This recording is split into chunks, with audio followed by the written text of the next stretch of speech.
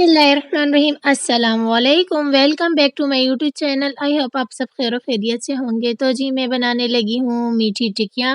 मीठी टिकिया बनाने के लिए सबसे पहले मैंने 1 केजी ली है गुड़। गुड़ को मैंने 1 गिलास पानी में अच्छे से मेल्ट करने के लिए छोड़ दी थी, और जब गुड़ अच्छे से मेल्ट हो जाए तो इसमें मैंने नॉर्मल पानी 1 गिलास और शामिल कर दिया है। गुड़ का पानी मैंने छान लिया है, और यहाँ पे अब मैं लूँगी मैदा। मैदे का कप है मेरे पास 250 ml। तो ये तकरीबन 4 कप मैदा है। मैदे को पहले अच्छे से छान लेना है, और मेरे पास इम्तियाज़ सुपरमार्केट का पैकेट का मैदा है जो कि कम पड़ गया, तो मैंने इसी से शामिल कर दिया। ये बिल्कुल साफ़-सुथरा मैदा होता है, इसे मेरा ख़्याल है छानने की ज़रूरत नहीं होती, इसीलिए मैं इसे डायरेक्ट शामिल कर रही हूँ। और जो मैंने शॉप से मँगवाया था उसे मैंने छान लिया। तो 4 कप मैदा इसमें मैंने शामिल कर दिया है। यहाँ पे मैंने लिया है अब सूजी। सूजी है 1.5 कप के बराबर। सूजी को भी मैंने अच्छे से छान लिया था। और ये मेरे पास 60 ml का कप है, तो 1 कप मैंने इसमें शामिल कर दिया व्हाइट तिल का, और ये पिसा हुआ नारियल है, तो ये 3 कप शामिल कर देती हूँ।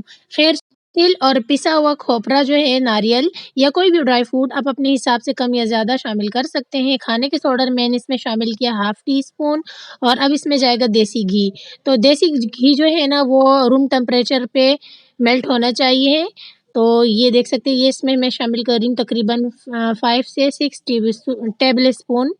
और अब अच्छे से इसे मिक्स कर देती हूँ पहले हाथों की मदद से। जैसे हम समोसे का जो है ना डो बनाते हैं, इसी तरह हमने पहले इसका डो तैयार करना है, अच्छे से मिक्स कर लेना है। और 1 टीस्पून भर के मैंने इसमें साबित सौंफ भी शामिल कर ली, ताकि इसकी अच्छी सी खुशबू आए।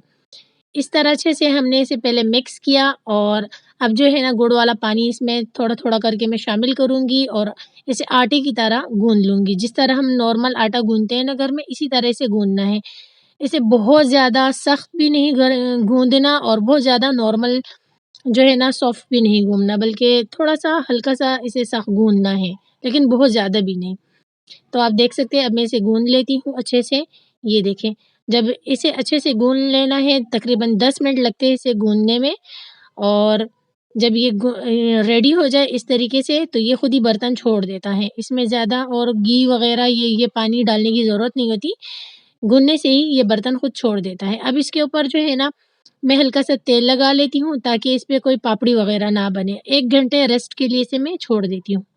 1 घंटे बाद जब मैंने इसे उठाया, तो ये देख सकते हैं, ये कुछ इस तरीके से हो गया है हमारा डो, और ये बहुत ही ज़बरदस्त डो बन के तैयार हुआ था। अब मैं इससे जो है ना एक बड़ा-सा पेड़ा कट कर देती हूँ, ताकि हमारी बड़ी-सी एक रोटी बन जाए ना।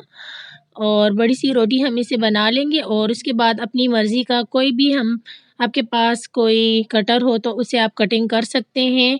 मीठी रोटी की कोई भी शेप दे सकते हैं, और मेरे पास कोई कटर नहीं था, तो मैंने यहाँ पे एक जो है ना गिलास ले लिया है। पहले मैं इसे अच्छे से बेल लेती हूँ। ये देखिए, इसे हाफ़ इंच तक मोटा रखना है, ना ही ज़्यादा पतला करना है, ना ही ज़्यादा मोटा रखना है। ज़्यादा मोटा रखेंगे तो अंदर से कच्चा भी रह सकता है। ये मैंने गिलास लिया, और इसकी मदद से जो है ना देखिए मैंने गोलाई शेप दे दी, और कितना प्यारा कट हो चुका है। कुकिंग ऑयल को मैंने फ्राई पैन में जो है ना लो मीडियम फ्लेम पे गरम होने के लिए छोड़ दिया। जैसे ही मैं इसमें टिक्की डालती हूँ, तो ये देख रहे हैं हल्के-हल्के से बबल्स आने शुरू हो गए। और अब मैं इसकी एक साइड को 5 से 7 मिनट तक अच्छे से फ्राई करूँगी, और ये जो बाकी का डो रह गया था, इससे भी मैं इसी तरह करके बाकी के टिक्की बना लेती हूँ। और गिलास वाला ऑप्शन आपको पसंद आया है तो ठीक है, नहीं तो फिर आप इसे सीधा-सीधा छुरी से काट सकते हैं, इसके छोटे-छोटे पीस भी बना सकते हैं। तो बाकी की भी मैं कटिंग कर देती हूँ, और इसके ऊपर मैंने सोचा कि व्हाइट तिल भी लगा देती हूँ। लेकिन फिर बाद में मुझे ये वाला आइडिया बिल्कुल भी अच्छा नहीं लगा। व्हाइट तिल जो है इसके अंदर ही मैंने शामिल किए, तो वही काफ़ी थे, ऊपर से लगाना बिल्कुल भी ठीक नहीं है। हालाँकि मैंने इसे प्रेस भी कर लिया था। और इसका ये लाइट गोल्डन कलर आ गया, साइड टू साइड चेंज करेंगे, जितना आपको कलर चाहिए, उतने ही से कलर दे देना है। और ये डन हो गया, अब इसको हम निकाल देते हैं। अच्छा, एक तरफ से अच्छे से जब कुक हो जाए और गोल्डन कलर आने लगे, तभी आपने इसकी साइड चेंज कर लेनी है। अब दूसरे जो हमने तैयार करके रखे हुए थे तिल वाले, इसे भी शामिल कर देते हैं, और इसे भी अच्छे से कलर आने तक फ्राई करेंगे। अब इसका भी एक साइड जब अच्छे से फ्राई हो गया, तो हमने इसकी साइड चेंज कर ली, लेकिन तिल वाला आइडिया मुझे पसंद नहीं आया, सारा तिल जो है ना वो उबल रहा है कुकिंग ऑयल में। और बाकी की टिक्की जो है ना मैं बिना तेल लगाए ही फ्राई कर दूँगी और ये देख सकते हैं थोड़ी बहुत ये फ्राई हो गई है, बाकी बहुत सारी अभी रहती हैं जिन्हें मैं फ्राई कर दूँगी।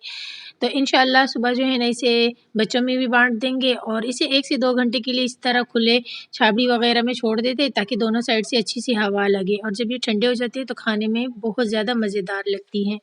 और यहाँ पे नेक्स्ट डे की मॉर्निंग का टाइम हो जाता है। अम्मी ने यहाँ पे बना दी है चाय और ये जो ब्लैक टी है ये अब्बू के लिए 1 कप अलग कर दी है क्योंकि अब्बू को दूध वाली चाय नहीं पीनी थी। अम्मी ने फिर 1 कप अब्बू के लिए निकाल दी पहले ही।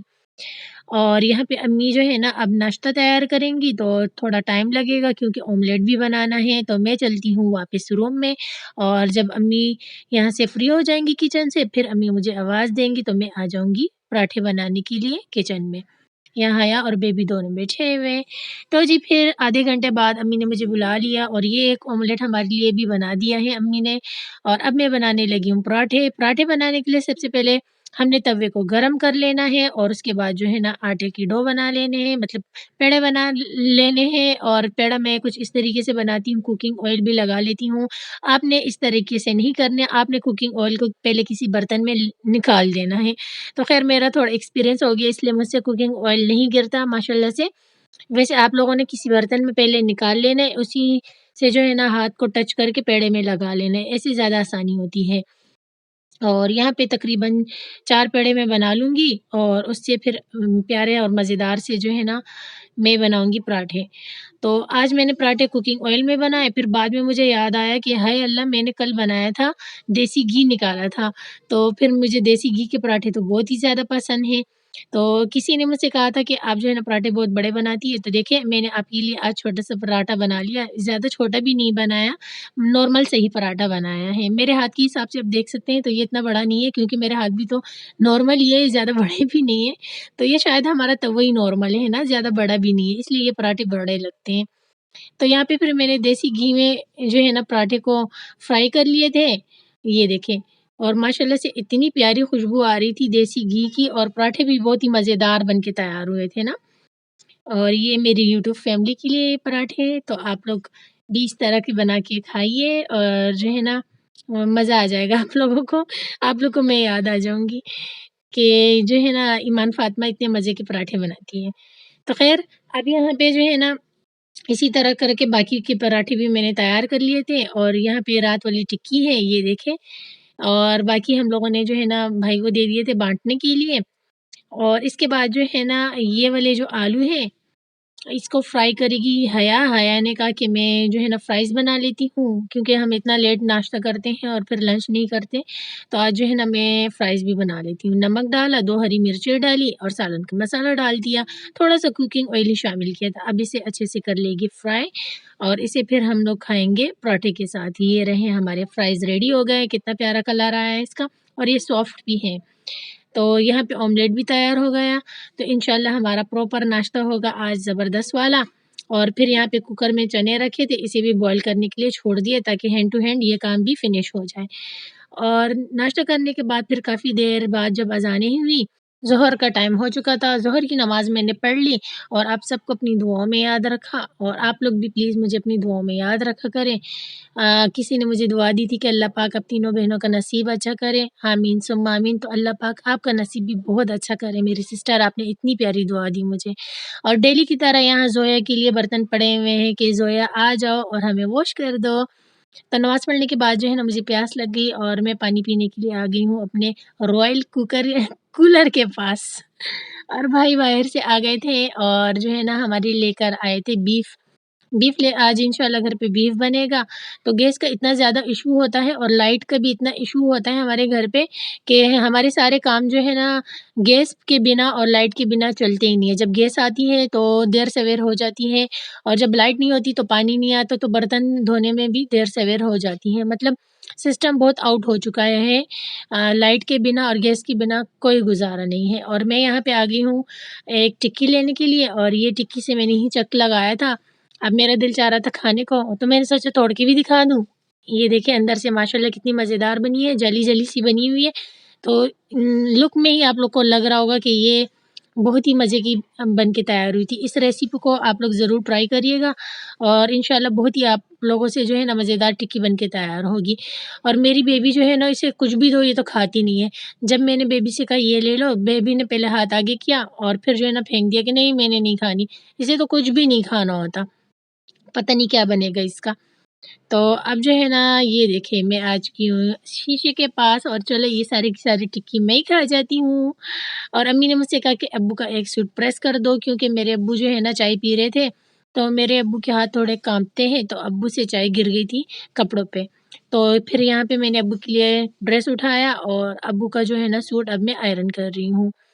आई होप आपको आज का व्लॉग मेरा पसंद आया होगा। व्लॉग पसंद आया है तो प्लीज़ चैनल को कर दें सब्सक्राइब, वीडियो को कर दें लाइक, प्यारे से कमेंट्स के साथ इजाज़त चाहती हूँ। कल इंशाल्लाह आप लोगों के साथ फिर मुलाकात होगी। कल तक के लिए अल्लाह हाफ़िज़।